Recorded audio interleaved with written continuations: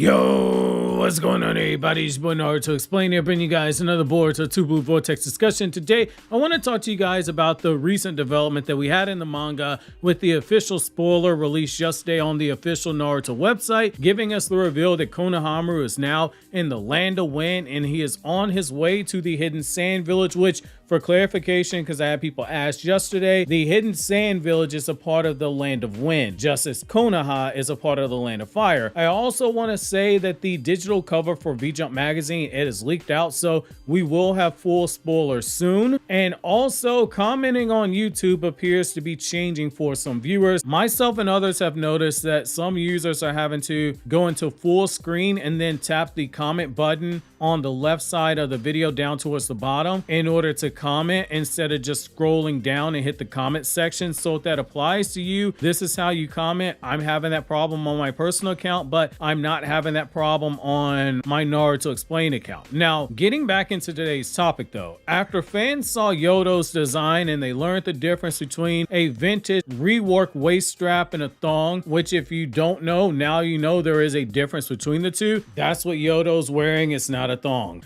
The topic of conversation moved to what it meant for Konohamaru to be in the Land of Wind and heading to the Hidden Sand Village, which is why in today's newest Naruto Explain video, I wanted to take a closer look at the Konohamaru versus Matsuri battle, because there are a few key things that I do believe are being lost in transition amongst all the discourse that we've had with fans when it comes to Konohamaru. Look, I think we all can agree that when it comes to Konohamaru Sarutobi, it is really low-hanging fruit to just drag the guy. Lord knows I've done my fair share of Konohamaru jokes over the years, and I'll be trolling the guy pretty hard on a thumbnail this weekend, so apologizing in advance to any Konohamaru fans, but it's way too funny not to use it. But the fact of the matter is, Konohamaru being there in the Land of Wind and making his way to the Sand Village, it gives us a really good opportunity to see the fruits of Konohamaru's labor training over the last 3 years. I know there's a tendency to sit there and call Konohamaru weak, but in all honesty, seeing someone is Konohamaru level, it isn't an insult. The guy, he is strong and he has a pretty good upside in terms of power and potential, which I'll discuss next week in terms of what to expect power-wise from 2 Blue Vortex Konohamaru, because I do think we've seen enough. However, given what we know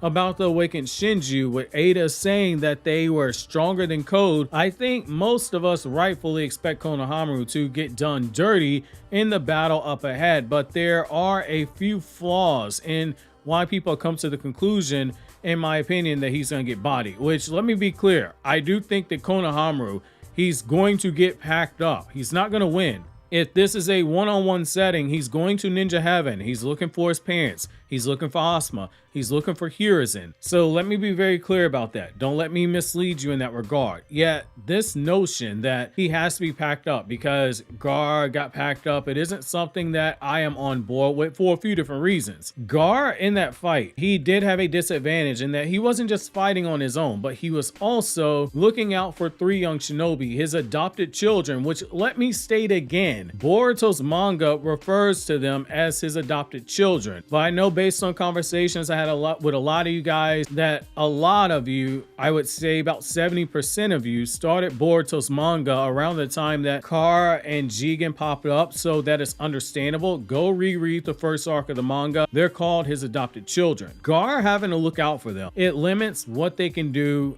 in combat, because it's not as easy to fight as freely as when you have to fight protecting those around you, which makes you more open for attacks, which I do believe that's what happened with Gar here in this battle. No shade to Shinki and Araya and Yodo, and even if Gar had been fighting alone, I don't think that Gar would have won. I just think that he would have had an easier time fighting, and I think most of us would be in agreement there. Gar isn't some impossible figure for Konohamaru to catch up for, but it is asking Konohamaru to jump up quite a few tiers to reach Boruto era Gar, who is significantly stronger than he was in the war. Even jumping up to War Art Gar, that is a jump, because you are asking Konohamaru to jump from being at a level relative to rampaging Jugo to being a whole 3 tiers higher just to get to where War Art Gar is, and 100 healing Tsunade and lightning chakra cloak 4th Raikage. You're asking him to go 3 tiers just to get to that level of power, and then you're asking him to jump a whole nother 2 tiers in order to get to where Gar currently is in the Boruto era, where he's relative to someone like Sakura when she unleashes her full power Byakugo seal. And at best, you just get to the point where Matsuri is playing around with Konohamaru until she gets tired of fighting the guy. She steps on him and she stomps him out of existence.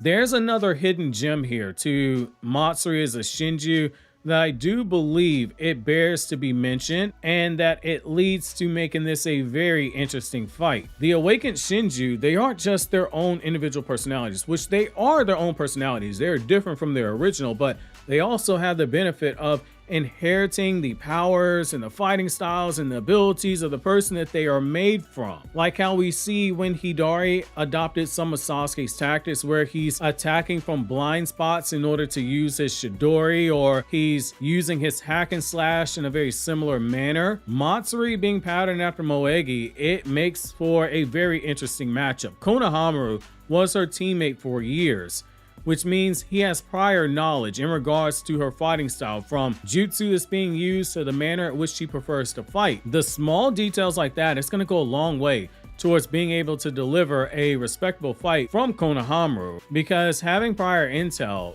allows for establishing a attack pattern, coming up with counter strategies, and Konohamaru knows that based on the information Boruto gave him, Matsuri is a clone of Moegi, so he won't be caught off guard by her when this happens. However, there are other reasons to be interested in this fight. A lot of other reasons, in my opinion. For starters, because she is made up of Moegi's chakra, it means that she has access to Moegi's changes in chakra nature, which include earth and water release. We've seen her use earth release. She's trapped Amato when he came to Konoha, and Matsuri, she had no problem using earth release when she trapped Boruto in chapter 4 of Boruto 2 Blue Vortex. But where things get really interesting is the fact that Konohamaru has access to lightning release change in chakra nature, so both Konohamaru and Matsuri, they can cancel out each other's change in chakra nature. His lightning release is above her earth release, and her water release is above his fire release, which means that Konohamaru is going to have to show more growth in how he uses wind release change in chakra nature. And I do think it's possible that he has done so in the last 3 years after what he believed was the death of Naruto, which is a huge motivating factor. Think about it for a second. He spent the last 3 years thinking his rival was dead, and that Boruto, someone in his memory due to omnipotence he never liked, was the one who killed him, and that Sasuke had helped him escape execution. It led to him taking wind release and adding it to his rasengan to use for defensive purpose for the intent of countering the Chidori. It'll be very interesting to see if Konohamaru has added one more change in chakra nature to his rasengan, because if he did, that offers a very unique opportunity to allow him to potentially counter any attacks and take advantages of any change in chakra nature element of advantage that he has, or show up any of the disadvantages, since change in chakra nature being applied to the change in chakra shape of the rasengan, it can help balance that aspect out. It's low-key pretty brilliant of Konohamaru when we look at how he made the rasengan barrier, if we are being honest here. From a narrative perspective, we know it makes sense for Konohamaru to fight Matsuri while they're in the area of the Hidden Sand Village. She is the only one out of all these awakened Shinju who we didn't see fight, and while she did use Earth Release on Boruto, she didn't do much of anything else except for run her mouth. The fight with Gar, it happened completely off screen, so there's zero that is shown there that we can use that can be factored into this. Besides the fact that we can say that she is strong, but the story is already established that via chapter 4 and via Ada's statement a few chapters after that. But this would be a new and welcome set of information that could go a long way. We also know the benefit of having Matsuri versus Konohamaru, because the history that exists between these two, it is huge. Can Konohamaru fight at full power when he's staring at a face that shares the features of his childhood friend, potentially someone who means something much deeper than that, if we read in between the lines what Ada was saying back in Boruto Naruto Next Generations when she first met Konohamaru and Moegi? That's a whole human element to this battle, particularly on the human side, that can go a long way towards making this a more compelling fight when we do ultimately get to it. Matsuri versus Konohamaru as a battle is more interesting from that perspective than it is from a meathead, big flashy jutsu, things go boom, boom, bam, or big brain trap being sprung at the last second perspective. Because the whole purpose of the Awakened Shinju is that they're hunting down people their originals were drawn to for the purposes of being able to consume them and gain new stimulation and experiences. In short, they're trying in their own twisted way, trying to figure out what it means to be human, and they are hunting down those people to consume them, the people who their originals were most attached to or bonded closely to, because those things represent figurative keys to their hearts. Sasuke in his last moments was more concerned for Sarada's safety than anything else, telling Boruto he wanted him to protect Sarada and telling him to look after Sarada in his place. When Sasuke was turned into a tree, his emotions, they were highly charged with his daughter on his mind, which is understandable. She is his kid, and he was in this position because he chose to believe in her. Hidari, as a result, wants to consume Sarada because that is his roadmap to understanding what it means to be a clone of Sasuke Uchiha. For Momushi, he was made up of Bug's chakra. Bug is a timid fool who is obsessed with Ada, simping for her super hard, and was nervous whenever he was around her. While we don't know what happened when Bug was turned into a Shinju or reborn as Momushi, is it crazy to think that someone who was consumed by Ada might have had last thoughts centered around someone who he was obsessed with due to her enchantment power? I don't think that it is at all, which would explain why Bug was so easily able to say Ada was the one who he was going to target. With Matsuri, the person that she wants is Konohamaru because of how close that bond was with Moegi and Konohamaru. We don't know her last thoughts, but given Matsuri felt a pull towards Team 10 and an even stronger pull towards Konohamaru, it leads me to believe her last thoughts were mostly about Konohamaru, which gives some credence to Ada potentially hinting at one of them having deeper feelings for the other, which, given this is a shonen, my money is on the guy, since male characters in battle shonen, they tend to not realize a girl or a woman likes them until they're right in their face confessing. That would add a bigger layer to any potential battle that we see taking place in the future, which is why I do think this battle has more potential to give us something other than Matsuri stomps out Konohamaru or Konohamaru busts out some new hidden power to surpass Gar and potentially get relative to a code level threat, which, God, that's gonna be crazy.